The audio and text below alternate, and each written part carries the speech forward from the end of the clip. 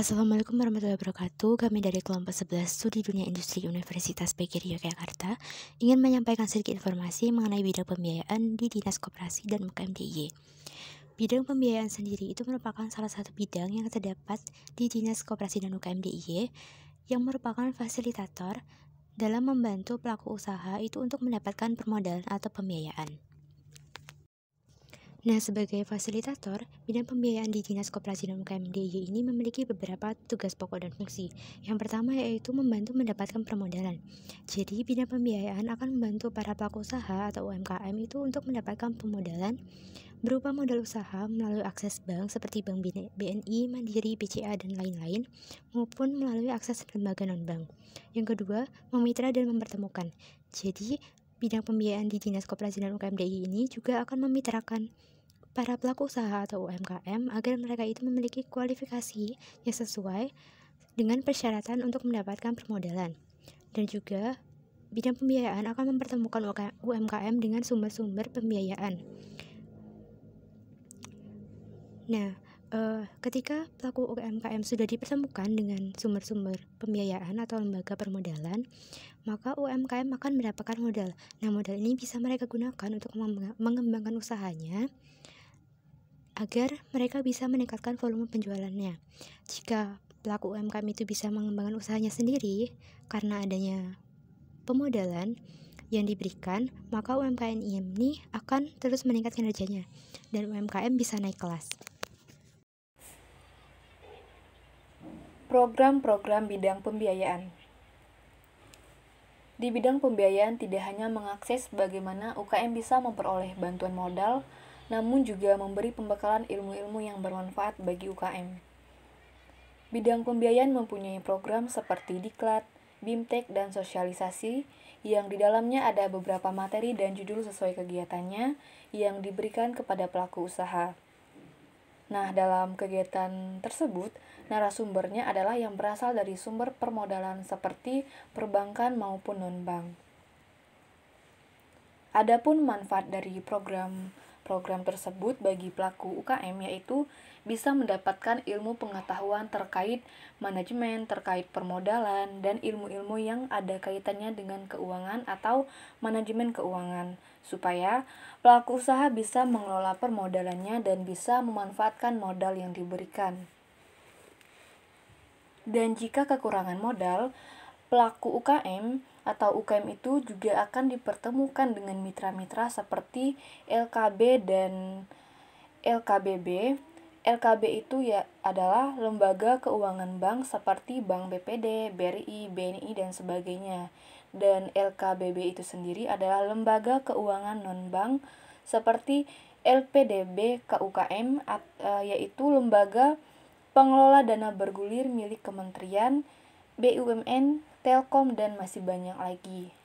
Nah, lembaga-lembaga tersebut adalah lembaga sumber modal yang mitra-mitranya dapat diakses oleh pelaku UKM dalam memperoleh dana usahanya.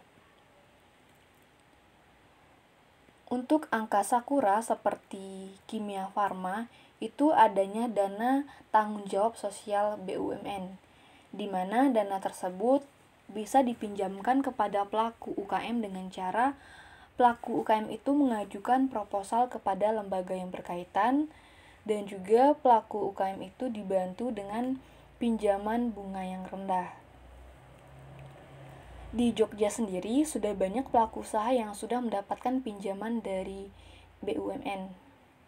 Nah, dari Kimia Farma juga pernah ada penandatanganan akses Jirimi, di mana lebih dari 30 UKM yang sudah mendapatkan kredit dari Kimia Farma dan kegiatan tersebut masih terus berproses. Ada yang dalam proses pengajuan, ada juga yang sudah dilakukan survei ke lapangan oleh BUMN, dan jika ada UKM yang lolos, maka UKM tersebut akan diangkat dan dilakukan perjanjian lagi untuk diberikan pinjaman atau modal. Ketiga, program tersebut mengarahkan untuk urusan permodalan untuk UKM, karena di bidang pembiayaan membantu bagaimana sih pelaku UKM itu bisa mendapatkan modal, bisa mengelola dan memanfaatkan modal untuk pengembangan usahanya. Ketentuan pembinaan. Untuk ketentuan bisa mengikuti pembinaan dari dinas, yaitu jika pelaku UKM ingin dibina oleh dinas, maka pelaku UKM harus terdaftar di Sibakul. Sibakul Jogja merupakan bentuk digitalisasi model pembinaan sirkular di skop UKM DIY bagi pelaku koperasi dan UMKM di daerah istimewa Yogyakarta. Ataupun pelaku UKM juga bisa datang langsung ke dinas jika ingin mengikuti kegiatan pembinaannya, karena program-program yang dilakukan dinas untuk judul kegiatannya itu bisa berbeda-beda, dan ada pula yang kadang-kadang kegiatannya itu dengan judul yang sama. Maka dari itu, pelaku UKM harus memberitahukan kegiatan atau pembinaan apa yang mau diikuti. Jika ada peserta yang kurang dalam kegiatan atau pembinaan tersebut, dinas biasanya juga menunjuk UKM mana yang dipanggil untuk ikut serta dalam kegiatan atau pembinaan tersebut. Ketentuan pembiayaan. Prosedur dan ketentuan dari pembiayaan itu ditentukan oleh mitra karena modal yang diberikan bukan milik dinas, melainkan milik lembaga-lembaga yang memberikan permodalan, baik itu lembaga perbankan maupun non-bank. Nah, lembaga tersebut itu memiliki persyaratan-persyaratan yang ditentukan oleh lembaga itu sendiri. Nah, misalnya kita mengajukan permodalan kepada salah satu bank, maka persyaratannya itu akan berbeda dengan bank lainnya, walaupun tidak terlalu jauh perbedaannya. Karena untuk lembaga perbankan, pengaturan dan prosedur pemberian pinjaman itu sudah diatur oleh Bank Indonesia atau BI yang secara nasional mengatur perbankan. Jika pelaku usaha satu dengan yang lainnya itu mengajukan pinjaman ke bank tersebut, nah besar kecilnya pinjaman yang diberikan itu juga ditentukan oleh bank. Sebagai contoh, pelaku UKM itu mengajukan pinjaman sebesar 50 juta, namun kemudian bank tersebut mensurvei keadaan usahanya dan persyaratan yang diajukan itu bagaimana. Nanti tentunya modal yang dipinjamkan kepada pelaku UKM itu juga belum tentu 50 juta karena bank itu memiliki kewenangan untuk melihat kelayakan usaha untuk memberikan pinjaman. Nah, peran dinas sendiri itu memberikan pelatihan kepada pelaku UKM bagaimana cara untuk meningkatkan usahanya sehingga usaha tersebut itu mampu dan layak untuk mendapatkan permodalan jika pelaku UKM tersebut mencari permodalan di lembaga bank maupun lembaga non-bank. SOP pengajuan permodalan. Yang pertama dilakukan oleh pelaku usaha itu dapat mendaftarkan usahanya pada Sibakul Jogja. Nah, ini tuh menjadi persyaratan wajib jika pelaku usaha itu ingin mengikuti program pembiayaan.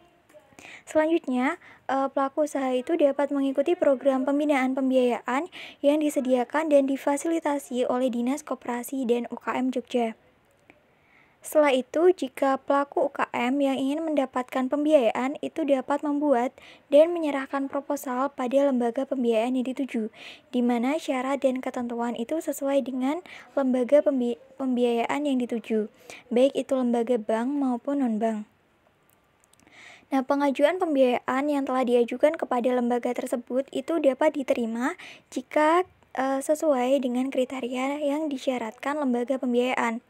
Tetapi proposal tersebut juga dapat ditolak jika tidak sesuai dengan kriteria yang disyaratkan lembaga pembiayaan atau dengan alasan tertentu. Mungkin sekian penjelasan dari kami terkait bagian pembiayaan pada Dinas Koperasi dan UKM Jogja. Terima kasih. Wassalamualaikum warahmatullahi wabarakatuh.